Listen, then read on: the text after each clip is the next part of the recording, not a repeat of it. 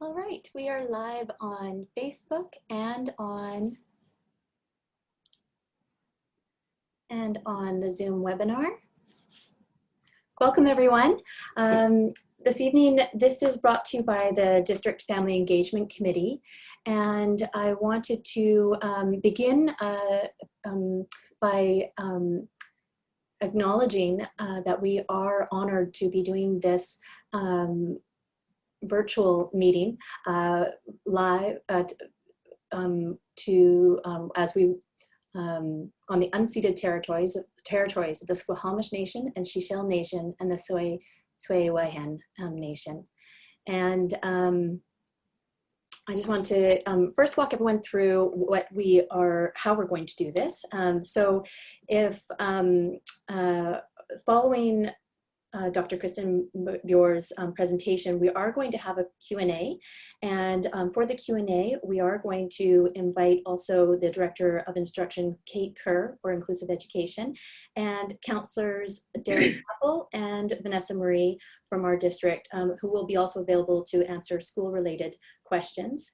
And I will be reading out those questions. So if you do have any that you'd like to ask on Facebook in the chat or on the webinar chat, then please do so, and I will read it out to the panel to answer for you.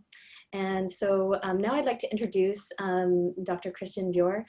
We are so grateful for you to join us and be here for our community. And just to give a little bit of background, she is a registered psychologist and director of the North Shore Stress and Anxiety Clinic and the consultant for Anxiety Canada. And she provides support and teaches practical strategies for better managing stress, anxiety, and mood issues. And I would like to pass it over to you right away, Dr. Bjor. Thank you so much for being here. Thank you. Well, thank you for having me. I'm really happy to be here to be talking about such an important topic, which is coping with anxiety in children, adolescents, and adults during COVID-19. You know, the reality is that we are living in very challenging times right now. You know, we're having to navigate a pandemic that has no clear end in sight. And I think, you know, most of the focus has been on our physical health and making sure that we stay safe from COVID-19, that we don't get sick. But the reality is that COVID-19 is causing a huge wave of mental health issues. And so we could all use some strategies to better manage our emotional wellness. And when we talk about emotional wellness, we're talking about our ability to successfully handle life stressors, and COVID-19 is one for sure, and then to adapt to change and difficult times. So when we talk about COVID-19, we are talking about this major chronic stressor that we're having to deal with. And for some people, it's a physical stressor. You know, they are going to get sick. I think for most of us, something like COVID-19 is a psychological stressor. And what we mean by that is that it's a stressor that causes major changes in our social and physical environment that really tap our resources and cause us to be really challenged in terms of being able to deal with things. And so, you know, when COVID-19 came on the scene, there was this abrupt halt to life as usual. And there was these major and ongoing, and that's why COVID-19 is a chronic stressor, because we've had these ongoing life changes. You know, things with our work have changed, things around school have changed, our finances, our routines, our activities. And we're a lot more socially isolated as a result of COVID-19. You know, we can't hang out with our friends like we used to. We're not seeing our extended family for the holidays. And with COVID-19, there was this profound sense of loss of the life we had. And there's been a loss of the life we thought we were going to have. You know, 2020 hasn't turned out to be the year we thought it was going to be. And there's also this huge increase in uncertainty. You know, we have no idea how long this pandemic is going to last. We don't know how effective the vaccines will actually end up being and if, you know, when they'll actually be rolled out and how. And there's also a huge lack of control. You know, most of us aren't in government positions, or we're not health authorities who get to decide what restrictions we're putting in place. So a lot of this is really out of our control. And as a result of this, there's this huge increase in fear and anxiety. And so I really do want to talk about anxiety, right? What is anxiety when we put that out there? Well, anxiety is, like, you can think of it as an internal smoke alarm. It's our automatic response to threat. You know, it really alerts us when there is danger, and helps us protect ourselves. And it's this absolutely adaptive, necessary thing for survival. You know, if we didn't have it, we wouldn't be alive. So if we were out for a hike in the woods and a bear jumped out, if we didn't have some internal alarm system that said, I think that's dangerous, we could be badly injured, you know? And so what happens when we're anxious is that whenever our body perceives a threat, you know, and let's say we're walking our kids to school one day and across the field comes this charging dog and it's foaming at the mouth and it's snarling and barking. Whenever we perceive some danger, there's three things that happen. The first thing is our thoughts get focused on worst case scenario. What if that dog bites me? You know, what if that bear attacks me? And that's extremely helpful when there's an immediate physical threat. You know, assuming the worst actually helps us prepare for that danger. You know, if we were assuming things like, oh, I'm sure the dog's friendly, or I'm sure that bear is just giving warm, fuzzy hugs, we'd be hurt. And so assuming the worst is actually very helpful for those immediate physical threats. The second thing that happens is our body revs up to protect us. You know, our muscles tense so we can defend ourselves. Our heart beats faster, we breathe faster, because blood and oxygen is energy, and it gets pumped to major muscles like our arms so we can fight danger, or to our legs so we can run from danger. And the third thing that happens is we take action. And really, when we're faced with a threat like this, we have three options. We either fight, we run, we freeze, hope danger doesn't notice us or decides to leave us alone, and then fight or run. So this system is fabulous. It really does keep us safe. So what's the problem? Well, there are a few problems with anxiety. You know, one problem is if you think of anxiety as an internal smoke alarm, some of us have overactive smoke alarms. So our bodies are going off in the absence of real danger. You know, if you think of your smoke alarm at home, your smoke alarm can't tell the difference between real danger, like a real fire, or perceived danger. It's just a bit of smoke because you burnt the toast. And that's the same for a lot of us. Our body's going off as if there's real threat, but there isn't. Right? The other issue is that this system is absolutely fabulous, like I said, for physical immediate threats, a vicious dog, a bear. But it's not so good for the modern day threats that we have to deal with and our kids have to deal with. And modern day threats tend to fall into two categories. They tend to be performance-based. You know, our children have to sit down and write tests, right? Or we have to maybe do presentations or meetings for work. And when our thoughts go to worst case scenario, what if I fail that test? What if I mess up in my presentation? That's not as helpful. The second category of kind of modern day threats are social. You know, our children just want to make friends at recess. You know, we just want to get along with our coworkers. But when our heart is pounding, we have the urge to run away. When we're just trying to talk to other people, it's not as helpful.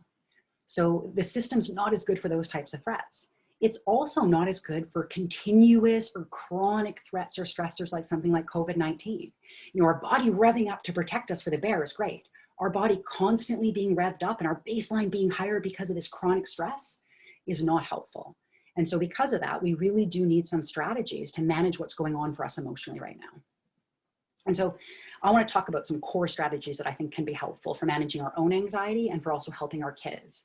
So the strategies that I like to use are cognitive behavioral therapy strategies, or CBT strategies. And, you know, there are lots of great strategies out there. And the reason that I choose CBT is because research shows it's really effective.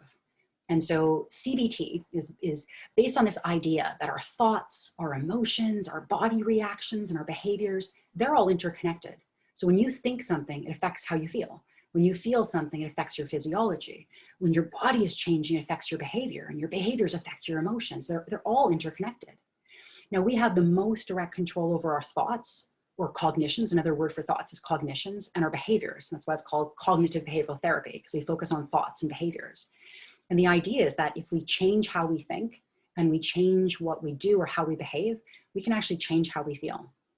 So some of the strategies that I think are really key. The first one is how we deal with problems or stressors. And us and our kids are all dealing with all sorts of problems. You know, our kids are dealing with, you know, how to study and prepare for tests, how to make friends. You know, we're all dealing with the big stressor of COVID-19. So whenever we're faced with problems or stressor, the strategy I like to use is P3. So it's P for problems, and there's 3 steps. The first step whenever we're faced with something is to process it. You know, we really do need space to really think through how we're thinking about it, how we're feeling about it. And so it's so important that we create space for our kids and for ourselves to talk things through. And that we really validate whatever we're feeling or what our kids are feeling. You know, sometimes our kids are really stressed about a test and we're like, I'm sure it's going to be fine, but it doesn't feel fine to them. So it's really important to validate what they're experiencing. I think, you know, as parents and caregivers and helpers, we're quick to jump to problem solving. But if we haven't given people a chance to really process how they're feeling about something, the problem solving isn't very helpful. So create that space. The second thing when we're faced with a problem or stressor is we need to problem solve. You know, so if our child is struggling with making friends at school, you know, we want to problem solve that. Well, you know, how can we introduce ourselves, and how do we, you know, jump into groups and join groups outside? For big stressors like COVID-19, what we want to help our kids and ourselves focus on with that problem is what we have control over. There's so many things about COVID-19 we don't have control over, but there are things we do. So how we're going to manage this problem or stressor is focus on the things we can control, whether we wear our masks, whether we follow the restrictions and don't have people over in our homes, whether we wash our hands like we're supposed to. So we need to problem solve. The third thing is once we've processed, we've problem solved, then it's really important to get perspective on things. You know, a really important way of managing problems is to think about them in a helpful way. And so we want our kids and ourselves to think about it in a healthy, balanced way.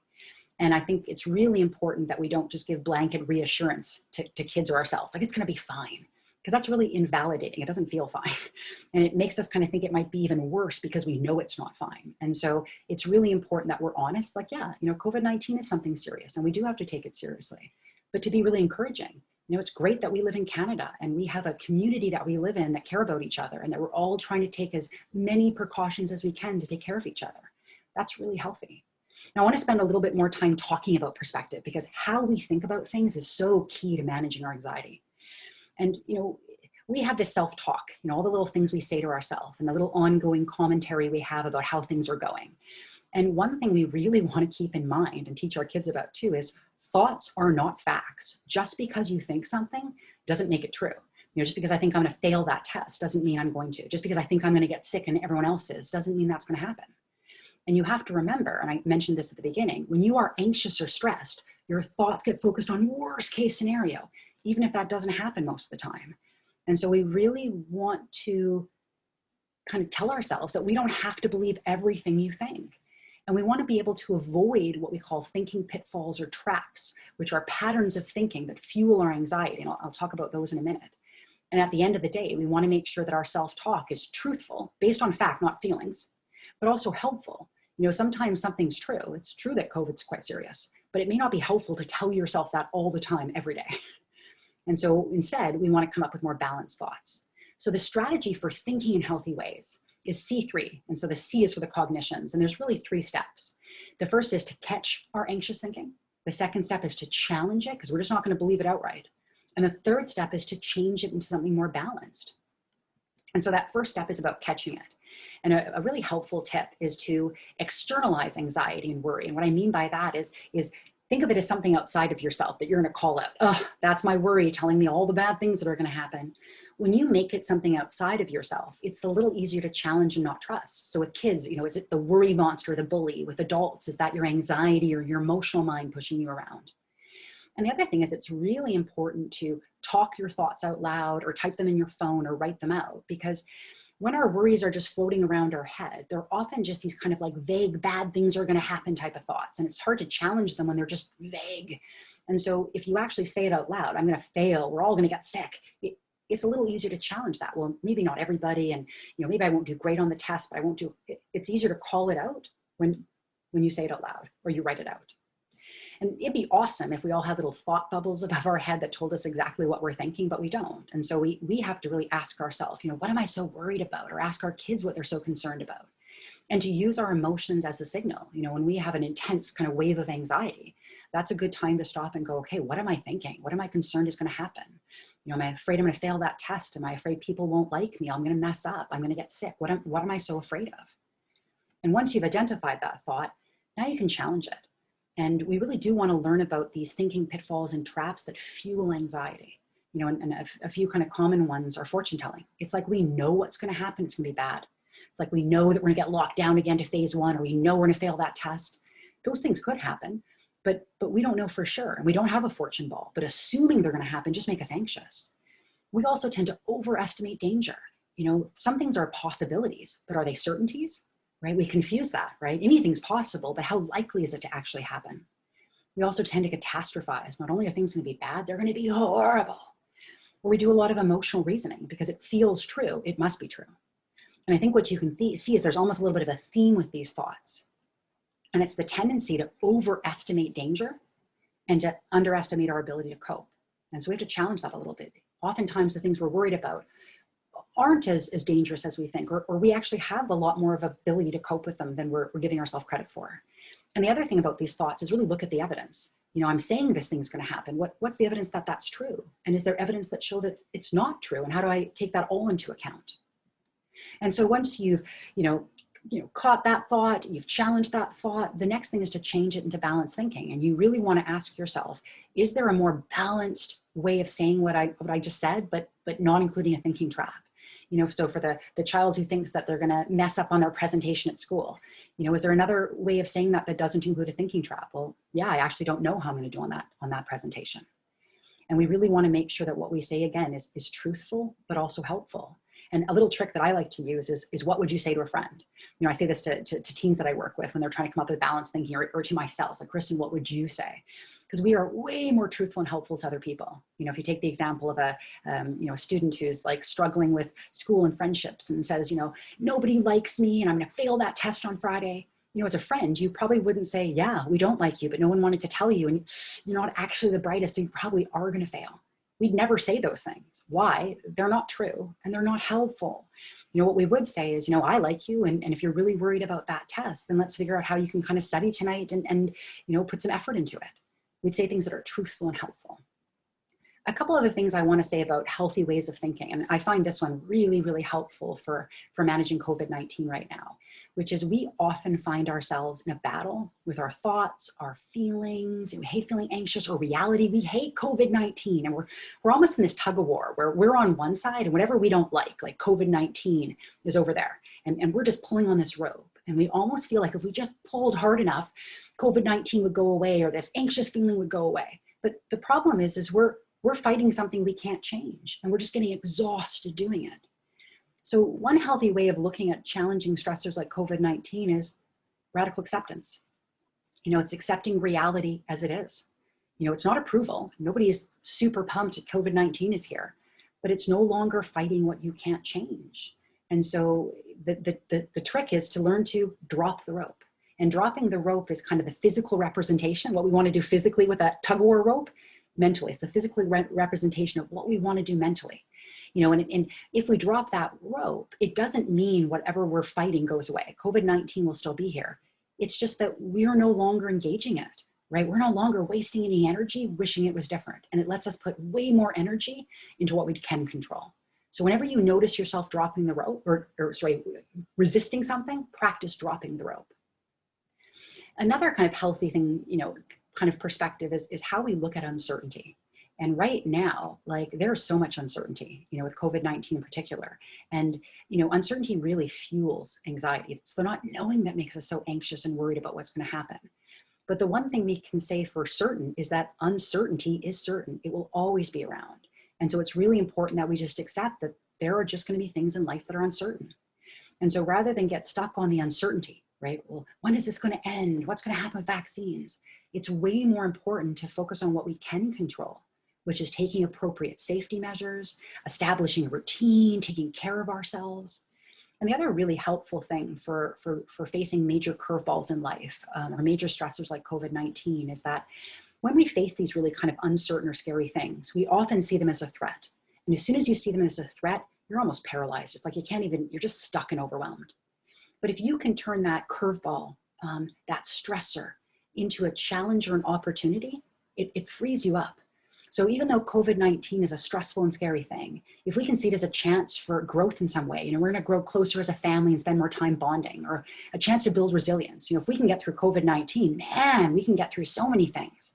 So if you can see it as an opportunity, it doesn't seem as scary, right?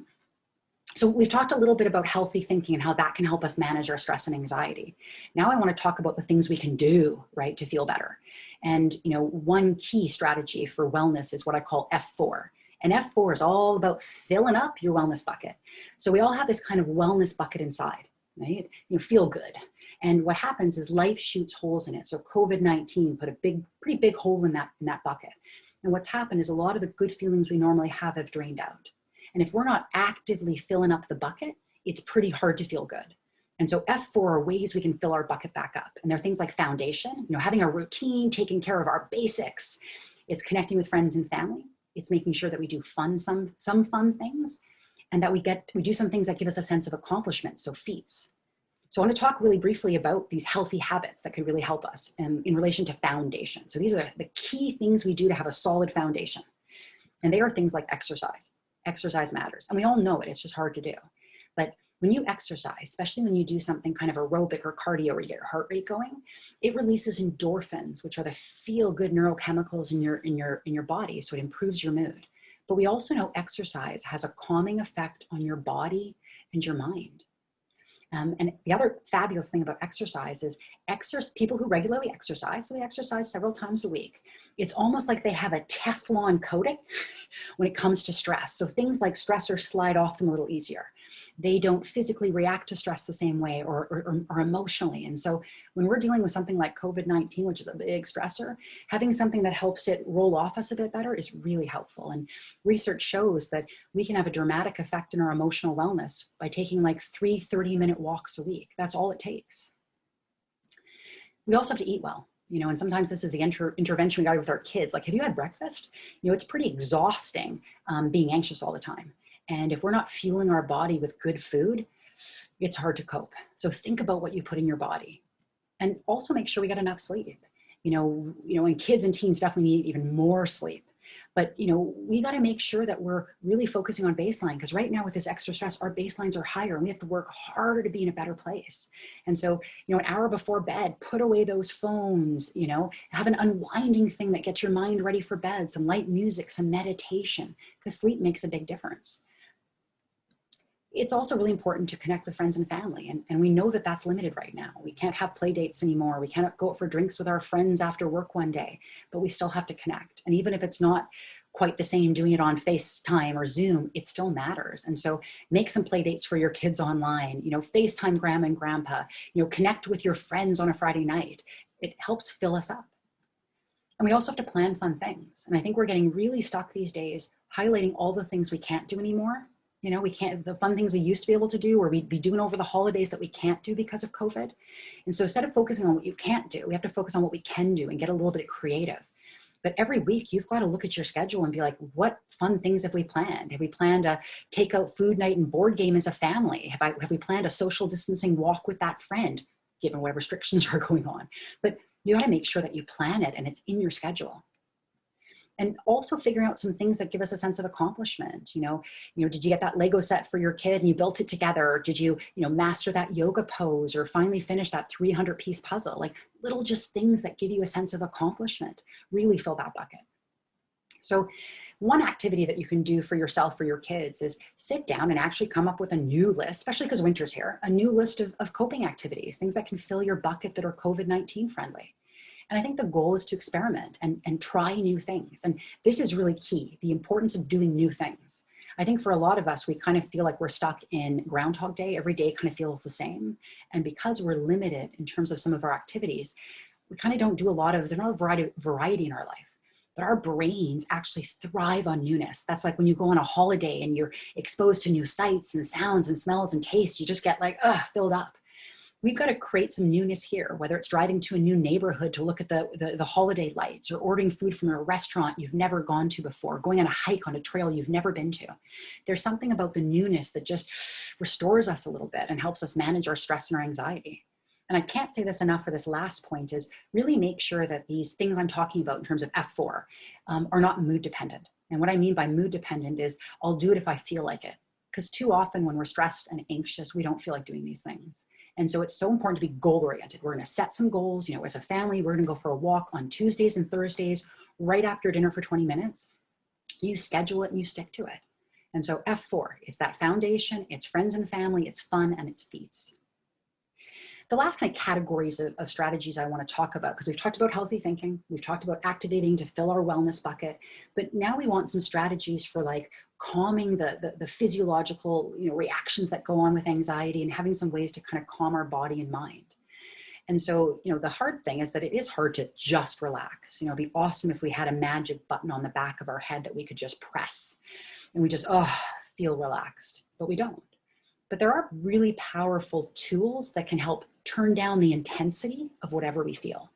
But they're really important things that we have to, they're kind of like skills that you actually have to practice if they're going to be effective. And I can't say enough that when it comes to strategies for managing anxiety, there aren't any silver bullets. It's not like you're going to do a relaxation strategy or going to challenge those thoughts. And if you were a 10 out of 10 for anxiety, suddenly you're 0. But a lot of these strategies take the edge off and help you better ride out anxiety. So if you're a 10 out of 10 and you do a relaxation exercise, maybe you're a 9.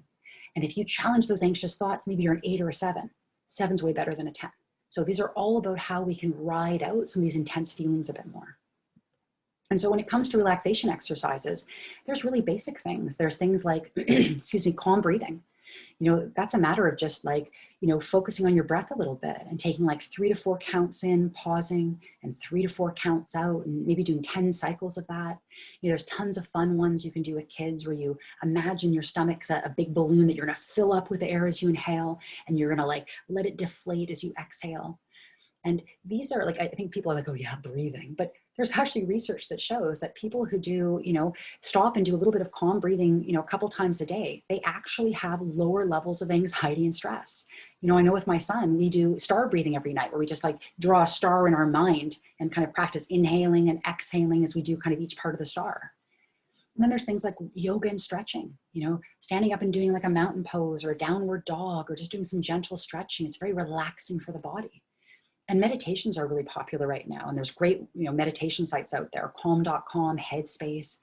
And meditations don't have to be these long things where you have to sit with your thoughts for 30 minutes. It can be 2 minutes of just focusing on your breathing. And the reality is your mind will wander, but it's just getting good at bringing your mind back to something. Our minds are really powerful, and you can also use your mind to do visualizations and help you relax by taking a mental vacation. And this is fun to do with kids too, which is, you know, think of a place that's really calm and safe for you. You know, for me, it's this one beach that we went to in Hawaii once. And, you know, when I need a little bit of vacation, you know, I take a couple minutes and I close my eyes and I imagine myself being there, and I can totally picture it. You know, it's this beach at night when the sun is setting and you have all the colors in the sky, and I can see it. And I can feel that kind of warm breeze on my face, and I can hear the shh of the ocean, and, you know, my sand, my toes in the warm sand. And, you know, whether it's like a beautiful cabin in the woods with the little snowflakes hitting the window or somewhere in the woods, just closing your eyes and going to that place and visualizing yourself being there is calming. Now, I want to mention a little bit about mindfulness. Mindfulness is a very popular term right now. And mindfulness is this idea of paying attention to what's happening in the present moment without judgment. So it's just being here, and here's not good or bad. It's just here, right? Like you're listening to me now and you're present. Because one of our problems is we spend a lot of time in our heads. We spend a lot of time actually time traveling. You know, we start to worry about what's going to happen in the future. Like what's going to happen over the holidays? And, you know, are we going to be able to see grandma and grandpa? Or we're living in the past, worrying about what we said and getting down about that. And that time traveling totally gets in the way of enjoying life right now. And mindfulness is about living here more, not living in the future about what's going to happen over the holidays or in the spring and when the vaccines come. It's not living in the past and all the things we've lost because of COVID. It's being right here. Because this moment is actually totally manageable, tolerable, and survivable. Like you can manage this COVID-19 moment. But if you start to think about how long it's going to go on and all the things that could go wrong, that's what makes us anxious. But this moment's okay. So what are the strategies that help us be more in this moment? It's almost like we want to train our brain to just be here, be out of our heads and be here. And so one thing you can do is do mindfulness strategies related to your senses. So go outside and really notice what you see. You know, every morning I take the dog for a walk, and, you know, for the first couple of minutes, I just really try to like notice things, notice the color of the leaves, or, you know, whatever I'm seeing, the shape of the clouds. Also what I feel, whether it's the rain against my face or the wind, and what I hear, you know, the wind, the rain, a car going by, and I'm just trying to be present. I really like mindful activities. You know, I personally love chocolate. So I often do, probably every day, a little mindful eating of dark chocolate where, you know, rather than worry about everything I've got to do for work tomorrow, I'm just going to sit and really just taste this piece of chocolate. Or when I have my cup of tea, that I'm just going to really sit and taste it and enjoy it. Because we're on autopilot all day. But if you could carve out little times of the day where you're just present and being mindful, it will help you overall be calmer and less stressed. And mindfulness kind of ties nicely into this last kind of, you know, coping strategy that I'd recommend, which is self-soothing. It can be really helpful to focus on your senses and do things that are very soothing or calming. Listen to calming music, sip that cup of tea that's really warm or nurturing, or make some hot chocolate for you and your child. Light a candle or put on some that has a nice smell, or put on some nice body cream, or look at beautiful pictures, or go outside, or, for touch, have a hot bath and put on your favorite PJs and cuddle up under a blanket together with the cat or the dog. Soothe your senses. It is a way of kind of, again, filling the emotional bucket and bringing down our stress levels. And I think that, before I just talk about resources, in terms of everything I mentioned, it's kind of doing these things when we are anxious, but also doing these things proactively so we're less likely to feel stressed and anxious. And so, I've talked a lot today, and I know we're going to be opening up for questions with our panel right now. We've talked about thinking differently and activating ourselves in healthy ways and doing some calming things. And there's lots of great key resources that you could look at that would give you more information, on these strategies or new strategies. And there's great ones like Foundry or Kelty Resource Center or Here to Help. I don't want to overwhelm you with a bunch, so I'm just going to direct you towards Anxiety Canada, because it's just a really good central place to start. And so check out their website. They have fabulous resources for kids and teens, adults, educators, caregivers, everybody, on how to manage anxiety and really on how to manage anxiety and cope during COVID-19 right now. And two kind of key resources that I'd really recommend are My Anxiety Plan. And that's kind of, and there's one for parents or caregivers to learn how to better support their kids or teens. And there's one for adults to better manage their own anxiety. And it's like a free online course. And so there's little lessons that you read and little activities you do. And then the other resource that's really helpful, it's a great on-the-go one, is the Mindshift CBT app. And so it is a great, coach for learning all these strategies. So there's fabulous information about anxiety. There's like a little check-in to check how high your anxiety levels are and what symptoms you're experiencing. And then there's neat places for all the tools. So there's a place on healthy thinking where you've got a thought journal where you can type in those anxious thoughts. And it reminds you of all those thinking traps I mentioned, and it prompts you to come up with that balanced thought. And it's got a whole thing on relaxation and audios for mindfulness, and then a whole section on activating yourself in a healthy way.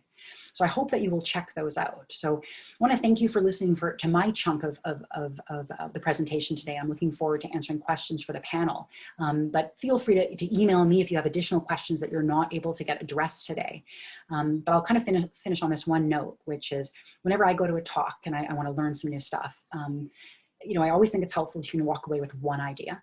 And, it's just one idea, one thing that you might do differently. And the take-home message with all of this is, to manage your stress and anxiety, you don't have to do tons of things. Sometimes it's just deciding on one little thing that you're going to do differently. You as a family are going to go for a walk twice a week for 20 minutes, or you're going to download, Mindshift CBT and do a 2-minute calm breathing every night before bed to see if that helps settle you to get a better night's sleep. So I encourage you to really think about what's the one thing you're going to do for yourself or your kids to help you manage your anxiety.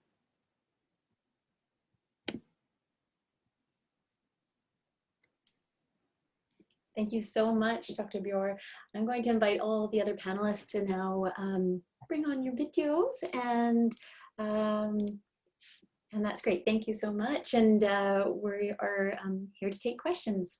So please feel free to either write that in the Facebook chat, or if you're on the webinar, you can send it via the Q&A or chat.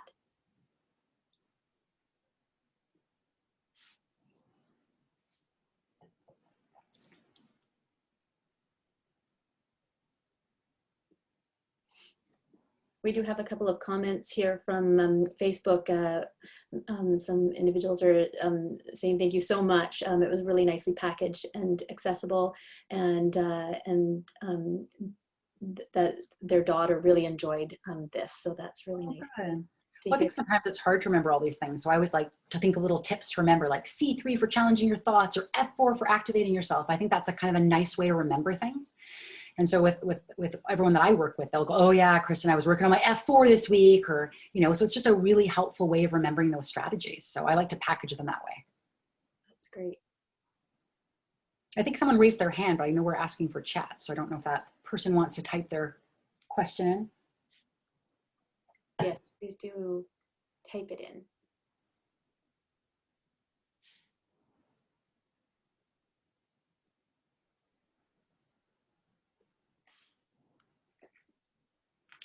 a question that came in that says, what tips do you have for navigating differences of opinions within your friend circle with regards to respecting current restrictions? Yeah. And that's a tough one, right? Because I think the reality is that we all get to make our own choices. Like, we're hoping that everyone is following the recommended restrictions, et cetera. But I think within some of those, there's going to be some differences about where that kind of line starts. And so I think the goal is always to be quite respectful of each other's differences. And then you're really still trying to honor what you think is important for you, right? But I think we can at times agree to disagree. And then that might mean that we're not hanging out with them as much because we're a bit more concerned about some of the choices they're making. But we can let them know that we care about them and respect where they're coming from, but that we have to make good choices for ourselves. And that is the thing. Like, I hear a lot from people that families and friends are having a tough time navigating that. And so I think we can do it in a respectful way. And I do always love that comment of just agreeing to disagree, or we're just going to have different opinions on this. And I respect you and what your choices are. But because of the choices I have to make, that might mean we can't spend time together, or how that looks is a little bit different. Anything else to add from the other panelists? I'll go to the next question then. That was really great and very insightful. Thank you. I run a daycare and these resources could be really helpful. Will you send the presentation and resources by email? We chat about that. I think that the presentation is going to be, it's recorded, right? So you can always kind of access any of those there.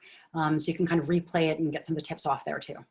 So, yes. And a lot of the things I talked about today, like if you want to check out Anxiety Canada, do, because they've got great little videos and they've got great little explanations and little exercises that you can do with younger kids. So a lot of the stuff that I've talked about today is nicely packaged on Anxiety Canada too, and also part of that MAPS program. So you get some really good ideas and some good explanations, good videos, and good tips from there too. Another question here that says, so many helpful ideas. I find it is a fine line to know when to push a child outside their comfort zone of getting stuck and not pushing them too far to what they cannot handle. It is exhausting. Can you speak to this? Any tips? Well, that's a huge one. And so one of the things I didn't talk a lot about today, which, I'm sure the panel will agree with me is always challenging, is one of the go-to behaviors for anxiety is avoidance. We avoid things we're afraid of. And there's a good reason we avoid the things we're afraid of.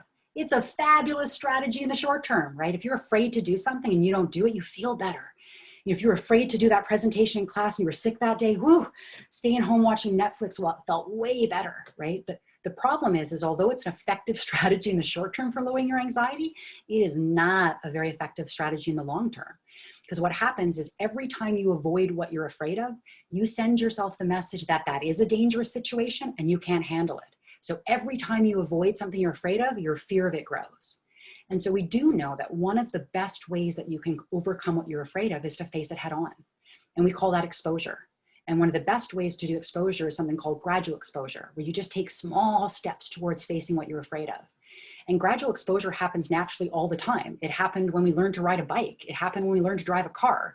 We didn't start on a mountain bike going down the hills in North Van or on the highway driving. We started like on our tricycle, or we started driving a car in a parking lot, put it in drive and reverse, but we kept doing it. And then we built up where we were driving on two wheels. We were going on that, up the hills, or for driving that we started in that parking lot and then went on residential streets and then built up to be on the highway during rush hour. So we gradually face what we're afraid of. And so we do want to help our kids understand that facing what we're afraid of is the most helpful way for overcoming what we're afraid of. But I think that what we can do is remind them that they can take small steps. What I always say to the kids that I work with is, I don't care how big the step is you take, just take a step. So if you're afraid to go to school, and go to the school and just put our toe across the hall, the doorway and pull it back out, that's facing something. So I think with kids, we definitely don't want to fall into the trap as parents and caregivers of seeing them really distressed and being like, okay, you can avoid that, because then we fuel that. But we also don't want to push them when they're ready. I always think of it as kind of like a gentle encouraging, and you really talk to them about why it's important. Because if they understand why it's important, it's helpful.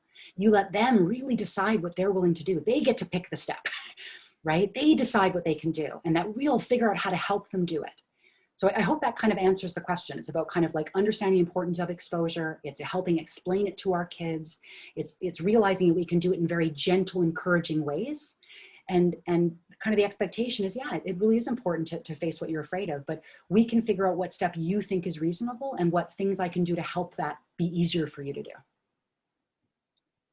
I don't know if anyone else wants to add to that or.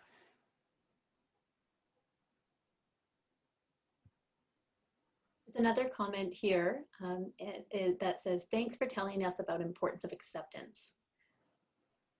Oh yeah, I think that's huge. I'm really big on radical acceptance these days, because I think it is probably one of the key things that I've been encouraging my clients to really use as a key tool right now, because we are just in a time where, you know, things like COVID-19 are just out of our control.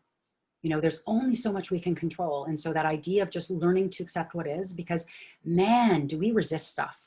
Like driving home from work the other day, I'm like, oh, I got to get gas. I don't want to get gas. Why do I have to get gas? But I'm running out of gas. Like I have to get gas. And so all I've done by fighting myself about getting gas is cause myself some stress. I'm still getting gas. And so there's so many times that we're just resisting what we have to do or just what is. And man, when you're just like, I'm just getting gas, like, okay, COVID's here. It just so frees you up to focus on things that you do have control over or put your energy elsewhere. So I'm glad that that sounded helpful to somebody else in terms of learning to just accept what is and not fight what you can't control. And I use that term all the time. I'll be driving places. I'll be like, Kristen, drop the rope. You know, I just say that to myself because it's just a good reminder to let go. Another question here is, thank you for the presentation. Many great ways to apply these. Can you speak briefly on ways to begin taking baby steps in applying these processes effectively? It seems daunting to take on doing all of them. How can we grow the practices effectively? Perfect. So one of the things that I always suggest is always start with foundation. Right? So no matter if I'm, you know, if I'm down or I'm stressed or anxious or one of my clients is or family members, always go back to foundation. And foundation includes things like eating well, exercise, and sleep. And so that's a great place to start. So don't get overwhelmed. You know, maybe our strategy is we're trying to get our kids to go to bed 30 minutes earlier, you know, or we're going to try to go to bed 30 minutes earlier. Or maybe we're going to go for one family walk on the weekend. Or we're going to try to have a couple, you know, really healthy meals a week, you know, or just add a serving of veggies in. So that's a great place to start. So that's where I would always start your foundation. Sleeping, eating, exercise, you know, have a bedtime routine and just start with little things. And then I would slowly start to introduce one little strategy at a time. Maybe we're going to practice some relaxation and we're going to introduce one idea of like calm breathing and we're going to practice it. And maybe we're going to practice doing calm breaths, you know, every night for a week or two. And so that's how you kind of do it. Start with foundation. And then I often think it's helpful to introduce some of those kind of like calming strategies because they're easier ones to learn and to practice. And once you've done that, then I think you can start to introduce things like about self-talk, etc. And what's great is check out Anxiety Canada because that MAPS program actually does it for you. It actually lays out how you might start to do these things. And it actually, one of the first lessons is about just learning about anxiety. But one of the next lessons is about setting the stage. And so it's focusing on that foundation stuff I just mentioned. And then it's starting to do some of those other strategies, like how you might introduce relaxation stuff. You know, what are some fun exercises to try, or how you might introduce healthy thinking and some strategies to try. So that's how I would encourage you to do it. Start with foundation and then one at a time add something. But I would use MAPS as a really good roadmap, MAPS, for navigating. Because I don't, just to add to that, I often think, and I always worry when you do presentations like this, that there's just so much information and I always kind of fall in the trap of, I just want to give you so much. But then I think for other people, it's like, this is so overwhelming. But change, and I always say this to people, change can be the 1%, which dramatic change happens by changing one thing by 1%. So you don't have to have this huge plan of we're challenging every anxious thought and we've got an exercise program, we're all doing 20 minutes of meditation every day. But it's like, what's one tiny little thing that we can do differently? Because that starts to change things. So think about the 1% rule. Do you have any book or movie recommendations of characters who are really inspirational for kids with anxiety? That's a really good question. You know, I think there's a bunch of different books. Like, you know, I think that there's like, you know, there's even like the Harry Potter series about like overcoming things and facing things and, you know, challenging yourself in different ways. You know, there's great books about like just helping kids better understand things like anxiety, like Scaredy Squirrel or whatever, or Scaredy Squirrel. So there's actually a list of great books. And I don't know if the rest of the panel has some good ones. On our website, which is the North Shore Stress and Anxiety Clinic, under resources, we actually list some really good books for younger kids and teens and stuff like that. But yeah, I don't know if the rest of the panel has any really good book ideas or movie ideas, because there are quite a few inspirational ones.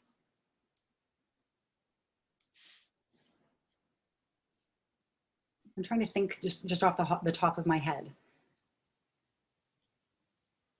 Derek, I'm a secondary counselor. I don't, but I think the flip side of that is also watching what you do digest as well, and not taking in too much news or other sources of information of that sort. Yeah. Oh, very true. I don't know if I have a list of very inspirational books, but I do, as a school counselor, have quite a number of books, and a lot of them are recommended by Anxiety Canada. And we use them in class lessons in what's called the EASE program. So that is Everyday Anxiety Strategies for Educators, and it's based in Anxiety Canada's resources, and it has the setting the stage lesson, and we introduce those thinking traps, and all of those pieces are there, and we use a lot of literature in that. And I think, I'm not sure if the question comes from a parent who has a child in one of our elementary schools, but your school counselor would be able to give you that list of books. Or I guess to contact Anxiety Canada directly too for some of their lists too. I would think they would do that also. But yeah, the EASE program's fabulous. There's another question here that says, I attended a parent-led session on anxiety that was very helpful. Is there such a thing for teen peers who have anxiety? Like a teen peer program for kind of supporting each other? Is that the question, I guess? That's how I'm interpreting it, yes. Yeah. I'm not sure off the top of my head about the peer program. I know that Foundry has a lot of good resources. I don't know if they have some peer stuff there. I don't know if anyone else in the panel has ideas about that one. Not a peer program per se. I know with teens, I mean, a lot of steps are being taken. I know at Elphinstone, in the grade 8s and 9s, mental health literacy is now taught in the classroom setting. Our counselors and VP and the teachers spent time developing the curriculum, so they are working in a peer setting on those skills. And it's great looking at anxiety, looking at depression. What does it actually mean? Some of the coping strategies that Dr. Burr was talking about, and working together as peers. So that stuff is getting more embedded in the curriculum, and it's a mandate of the school district. And at each school, there is a mental health literacy committee amongst staff as well. And also taking a look at our staff. If they're doing well, our kids are going to do better as well. Yeah, I mean, some of the things we could do around peer counseling, we can't do as much now, but kids still have access to their counselors. We also have docs in schools too, where somebody from Child and Youth Mental Health and a doctor comes into the high schools every 2 weeks. So there are lots of resources. And kids do tend to find each other and support each other, but a school looks a lot different than when I certainly went through, and there's a lot more now to support mental health, particularly anxiety, different types of anxieties and depression. And just adding to what Derek said, I think you're right. I think it is much more challenging right now to do some type of peer thing, given COVID and restrictions and stuff like that. But yeah, there are such great things happening in schools right now in terms of that education piece. I do know of for some of the clients that I've worked with, that some schools, and I couldn't tell you off the top of my head, do have peer support programs for mental health stuff, right? And they are training the peer support people, and they're going out and kind of touching base with other teens and doing that, which is great. Other things to consider, if you're trying to get your teen involved with other people going through similar things and kind of getting that group support from other teens, is there are groups for mental health, wellness, right? So there's Bounce Back, which is like a teen group that you can do. There's also, it's not happening yet, but it'll be happening soon, that Anxiety Canada is launching what we call Mindshift CBT groups. So right now it's mostly with adults, where you can learn how to use Mindshift CBT and learn all the strategies in a group setting, and it's done on Zoom right now, and they're going to be expanding that for teens. So that's how you can kind of work with other teens and get kind of some support from each other that way. So that might be helpful too. You focused on CBT. I do think it is effective and manageable. Are there any other approaches that might fit for different ages and those with different family dynamics, philosophies? Example, attachment-based parenting. Well, I mean, the reality is that there are, like I was saying at the beginning, there are different perspectives that you can take and different strategies. My specialty is CBT, so I can really just mostly speak to that. So, you know, if you are interested in something different, I think it would be helpful to talk to, you know, people that might be doing different things. But for me, my expertise is really in CBT. You know, I like some of the other therapies that are kind of like second wave or third wave CBT, are things like ACT, that acceptance commitment therapy, which has to do with that radical acceptance. And, you know, for older kids, there's dialectical behavior therapy, which is really about learning to kind of regulate your emotions. And that DBT stuff is really helpful. You know, I'm not kind of as familiar with kind of other orientations just because that's not my training or area of expertise. I don't know if anyone else can speak to that. But I definitely appreciate that there's a lot of different ways to manage things. I do think CBT, especially a lot of the behavioral things and the calming strategies, are really good for young kids too. I think CBT is largely lauded as the most, it's useful in terms of the strategies that are very concrete in terms of what to put in place. And I think even if you're going to like a private therapist, you're not only going to get CBT anyway. It's going to be mixed in with some of these other things that Dr. Burr is saying. And I mean, above all, it's going to be mixed in with the most often a person-centered approach, which means that the relationship that you have with the person that you're trying to help is one of the most important things, if not the most important thing in creating change. So if you don't have that trusting relationship, then it doesn't matter how many strategies that get introduced. So I think attachment parenting fits into that, in the sense that if your relationship is strong and there's trust, then you can take those little steps that Dr. Burr was talking about, and your child will go with you along that map, right? They won't get as stuck. Absolutely true.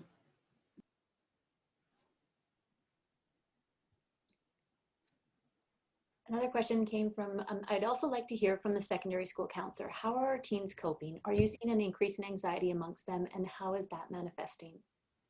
Sure.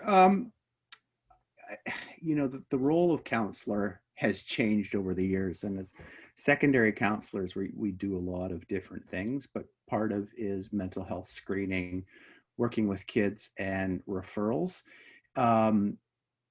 Anxiety and depression, in terms of two mental health conditions that we see most often, happens throughout the years. Do I see an uptake in it? Yes, I do, for sure.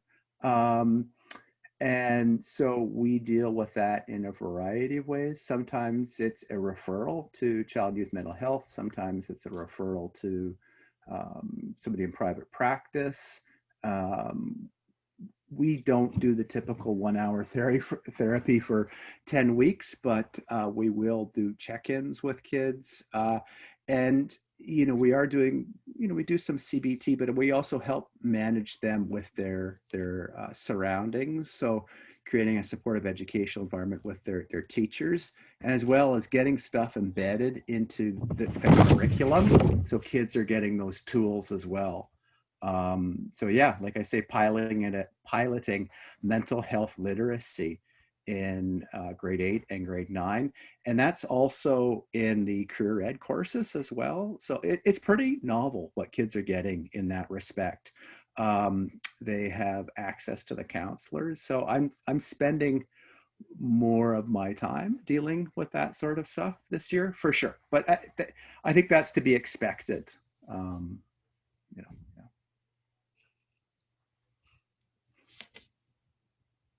Thank you. I have another question here. My daughter, who has social anxiety, suffers quite a bit and sees all these trends in society that makes anxiety seems cool and is an aesthetic that people use. This angers her as she feels people don't understand how it actually feels. Any thoughts on this?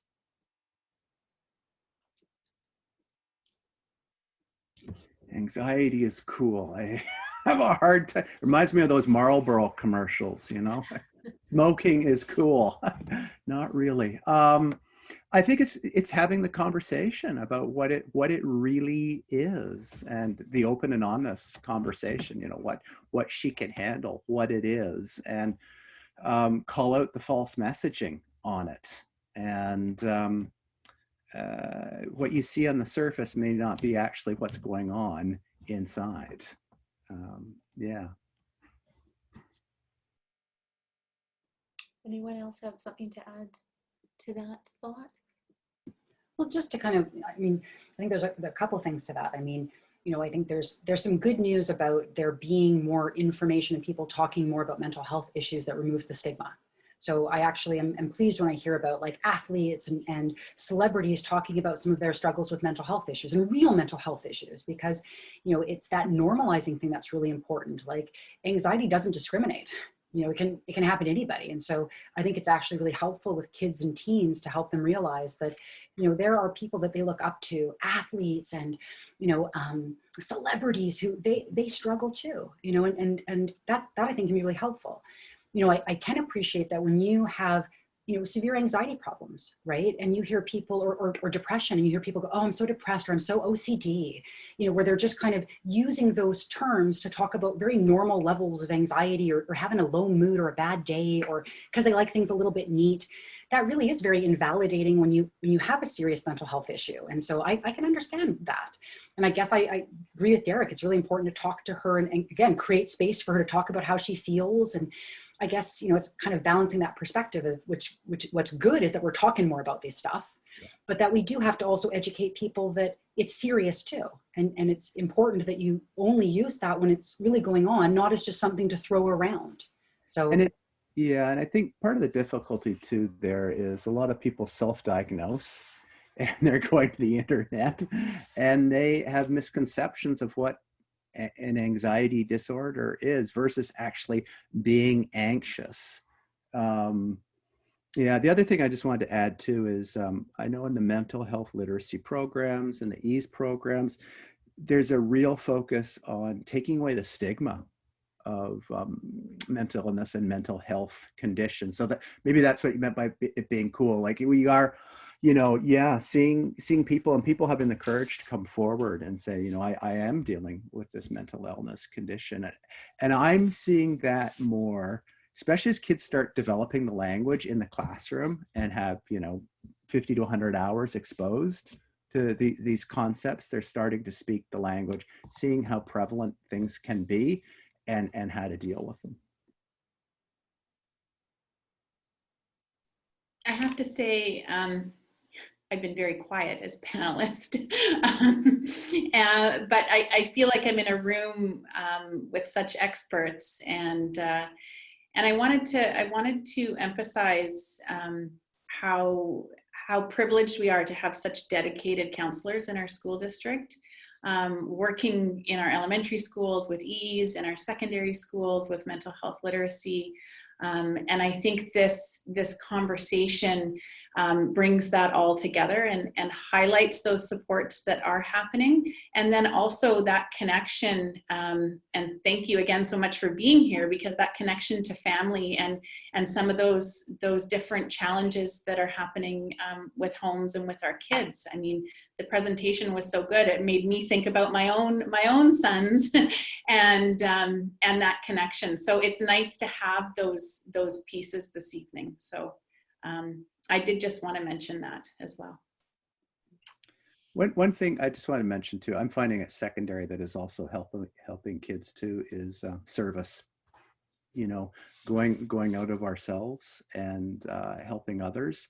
You know, we have an Interact Club, a junior Rotary at Elphinstone. There's the leadership crew. So coming together in a safe, socially distanced manner, but helping others. Yeah, it's been helpful too. We're just at the end of our time together. I just want to do one last request out there. If there's anyone or two last questions, I'll just leave a beat to see if anything else comes up before we sign off.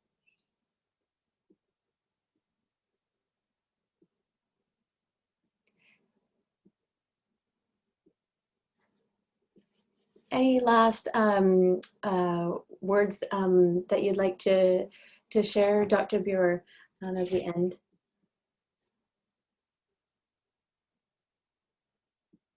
Oh. There you go.